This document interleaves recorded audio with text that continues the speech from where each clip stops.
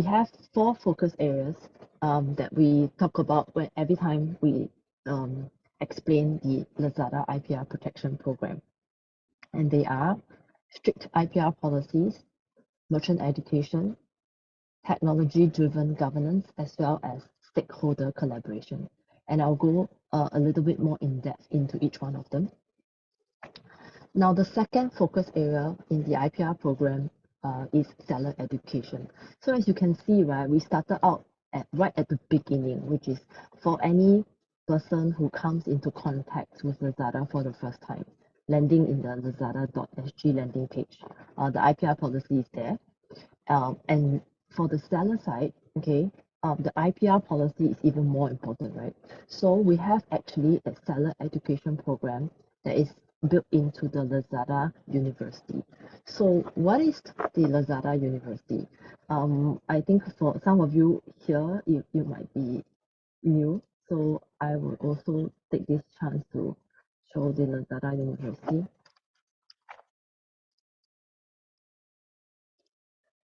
So this is the Lazada University website. And as you can see here, this is an online portal.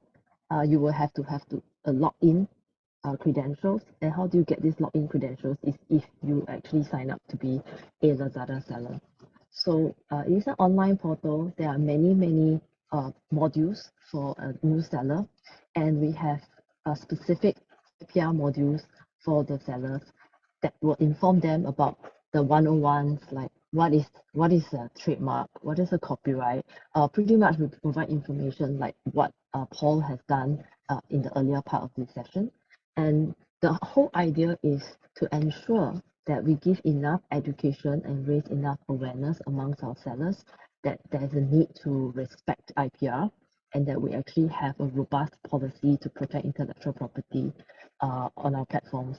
So strongly encouraging them not to infringe. And then, of course, you know, we also have a warning about the consequences. So our sellers actually will face consequences if their listings are reported to be IPR infringing. So it is a range of escalating penalties.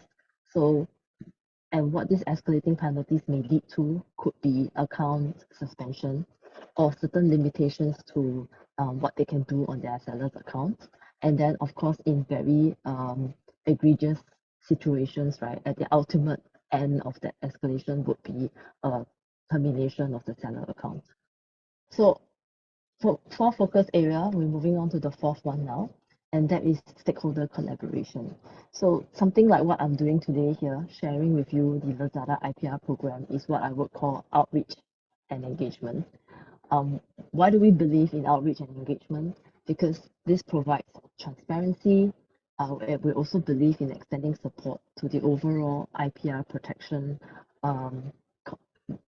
stakeholders community, right? And what better way than to join hands, collaborate with agencies such as IPOS International to spread the word about IPR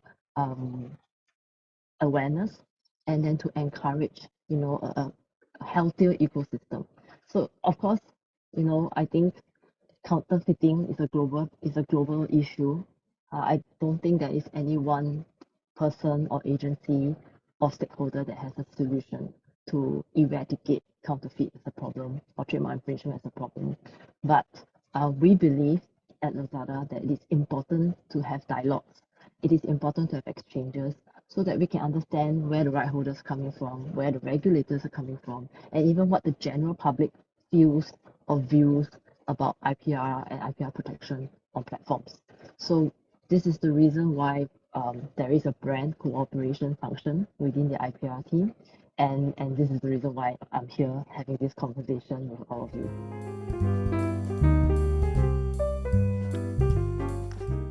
So I'm going to go straight into how do I enforce my rights, right? First, you have to go to the link here. This is where it sits at this moment, and you can click on register or sign up to sign in or register, and then it will lead you to the filing page. So this is assuming a user has not had an account. You can set up your new IPP account by filling up the form, click on agree and register, right? So essentially, there are 4 steps in trying to enforce your IP rights. First, you have to register for an account on IPP. And after you register the account, we will ask to verify your identity. Now, you might be wondering, what has my enforcement of an IP right got to do with my identity? Now, this is actually sometimes misunderstood. Users think that it's very cumbersome, but let me explain here that verifying a rights holder identity is very important because you only the owner of that particular IPR will have rights, okay, in order to enforce that particular IPR. So we have to make sure that the system is robust and we will not it will not be abused, right, by bad actors, because now with the digital age now, it's, it's very easy to have access to IP information. For example, if you log onto IPOS or you log onto WIPO web database, you actually can have access to a lot of the trademark information from all the other companies, all companies in fact in the world.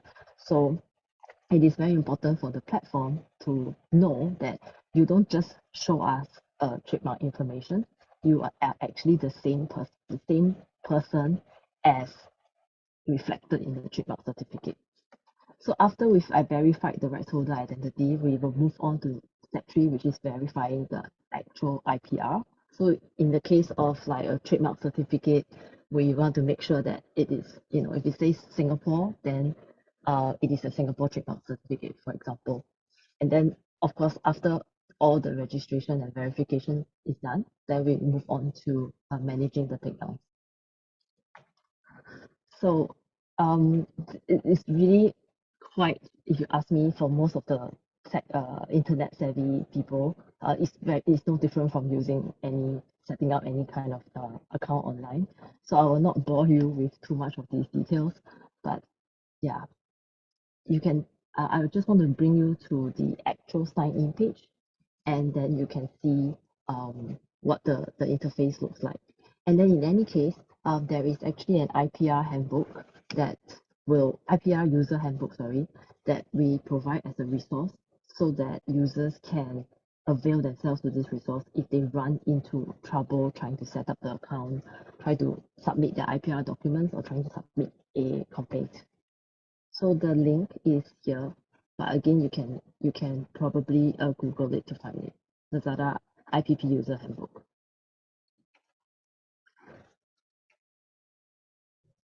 Okay, so once we have verified identity, verified IPR information, this is okay. Maybe let me just spend a little bit of time to talk about verifying the IPR information, right? For Singaporeans, for those of you here based in Singapore, and yeah, your rights are Singapore based, so you would actually choose, for example, in this case, right, if it's a trademark that you're trying to enforce, pick the word trademark, and then choosing the place of IPR registration is a drop down. If you click on this button, you will be able to see a list of the 6 countries that we operate in, and that will be Singapore, and you have to choose Singapore and then click next. Then this is when the prompt will come to the next page where you upload the trademark certificate.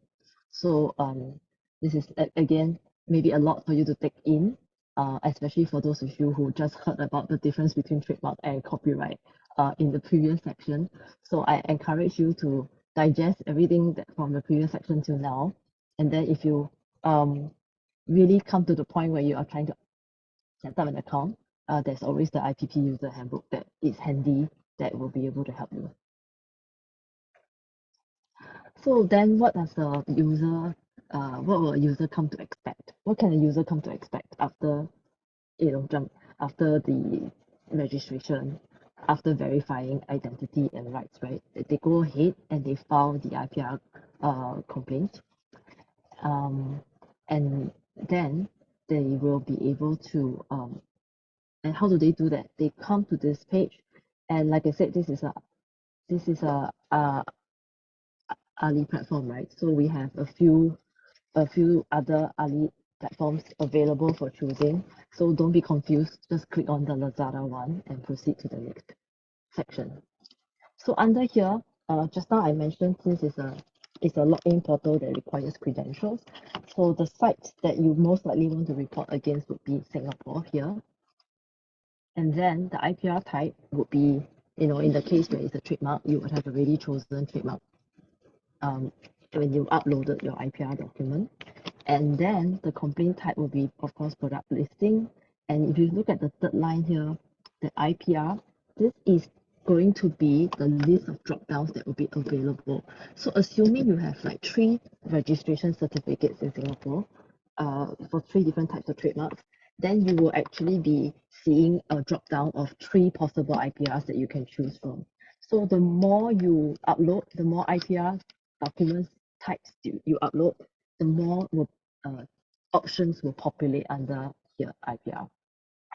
So this big box here, infringing listings, is where you cut and paste the URLs of the infringing listing, and then you paste it here. And finally, this is a quick summary board for our IPP users where they can choose, the platform, for example, Singapore, and then the submission date. Like they want to know, like between the month of July to, in the last 2 weeks, right? What kind of IPR complaints they have submitted, and what are those case statuses. So you toggle and you filter it, and you can actually find out about your complaint details, and you can then see what is the status of each of your complaints. So the communication channel is all consolidated through this portal. There is no second guessing whether your email was read, whether your email was received, and whether action was ever taken in relation to your complaints.